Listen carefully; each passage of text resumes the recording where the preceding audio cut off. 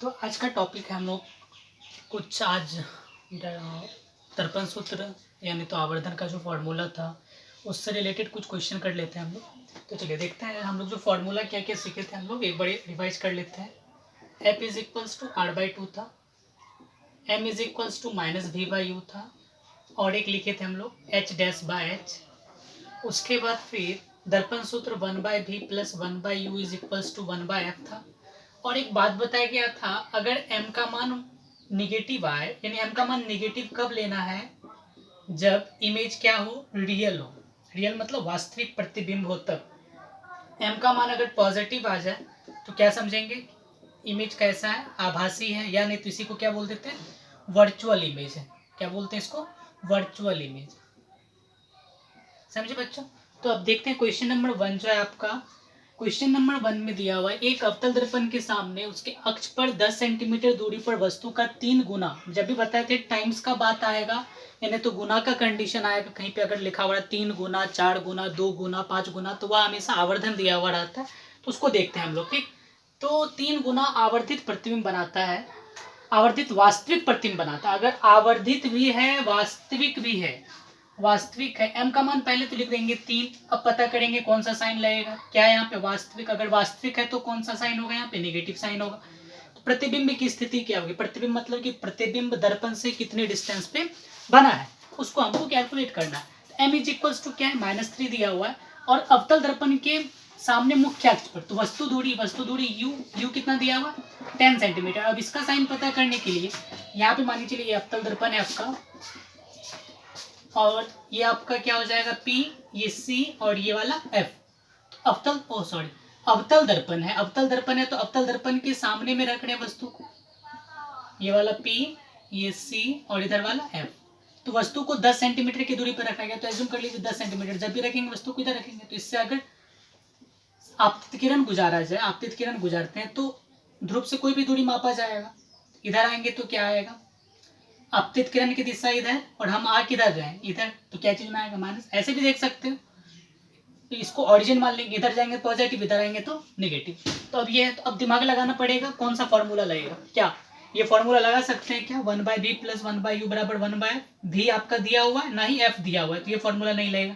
F बराबर R/2 लगेगा, नहीं लगेगा। क्यों, क्योंकि F और R का पता नहीं है। तो एक फॉर्मूला बचा M बराबर -V/U। H'/H का तो कोई कंडीशन ही नहीं आएगा। ठीक, M is equals to -V/U, M is equals to -V/U। ये कंडीशन पता चला। M का वैल्यू कितना है, -3 इज इक्वल्स टू -V/U का वैल्यू कितना है, -10 सेंटीमीटर। ये दोनों कैंसिल हो गया, तो क्रॉस मल्टीप्लीकेशन मल्टीप्लाई करते हैं तो V का जो वैल्यू आता है वो कितना सेंटीमीटर आएगा, 30 सेंटीमीटर, यानी माइनस में। तो अब जब V का मान लिखते हैं 30 सेंटीमीटर, बट अगर प्रतिबिंब दूरी लिखेंगे, प्रतिबिंब दूरी ये कहाँ बना है, दर्पण के पीछे, दर्पण के सामने बना।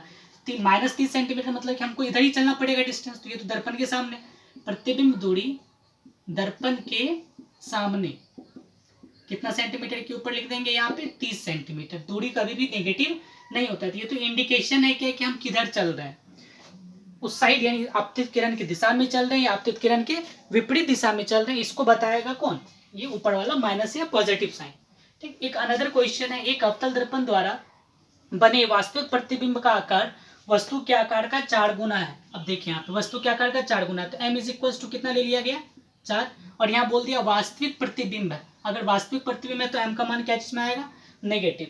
यदि दर्पण से वस्तु की दूरी 10 सेंटीमीटर हो, अब यदि दर्पण से अवतल दर्पण के सामने जब भी रखेंगे तो वस्तु को तो सामने ही रखा जाएगा। अगर वस्तु के सामने आएगा तो u का जो मान आएगा, जो वस्तु दूरी आएगी वह कितना सेंटीमीटर है, -10 सेंटीमीटर। तो बोला गया दर्पण की फोकस दूरी क्या होगी। सबसे पहले फोकस दूरी निकालने के लिए क्या चाहिए, फोकस दूरी यानी F है, F निकालने के लिए आपको V और U पता होना चाहिए। तो V और U पता है क्या, U पता है पर V पता नहीं है, तो उस कंडीशन में आपको V पता करना है। तो M इज इक्वल्स टू क्या होता है, -V/U, ये कंडीशन। तो अगर M का मान कितना, -4 इज इक्वल्स टू -V/U का मान कितना है, -10 सेंटीमीटर। समझे बच्चों। तो V का मान कितना आ जाएगा, क्रॉस मल्टीप्लीकेशन मल्टीप्लाई, पहले माइनस माइनस खत्म, तो V का वैल्यू आ गया 40 सेंटीमीटर, क्या चीज में, माइनस में। तो V का जो वैल्यू आया है वो -40 सेंटीमीटर आया। तो आपको क्या निकालना है, फोकस निकालना है। अगर फोकस निकालोगे तो 1/v plus 1/u is equal to 1/f। अब एक एक करके पुट कर दीजिए। 1/v का मान कितना है बच्चों, देखिए v का मान कितना आया हुआ, -40 सेंटीमीटर, प्लस 1/u, u का मान कितना है 1/-10 centimetre is equal to 1/f। ये आ गया।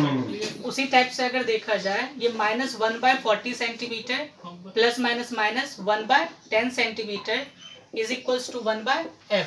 दोनों कैल्शियम लिए 40 -1 -4 इज इक्वल टू 1/f। तो घटाओगे इसको, -1/40 इज इक्वल टू 1/f। फिर आगे अगर करते हैं f is 1/f is equal to, ये कट जाएगा, आएगा -1/8। f इज इक्वल टू कितना आ गया, -8 सेंटीमीटर, यानी कि फोकस दूरी इस दर्पण की क्या होगी, -8 सेंटीमीटर होगी। इसी टाइप का और 2-3 सवाल लेते हैं, उसको देखते हैं क्या क्या इंप्रूवमेंट करना है।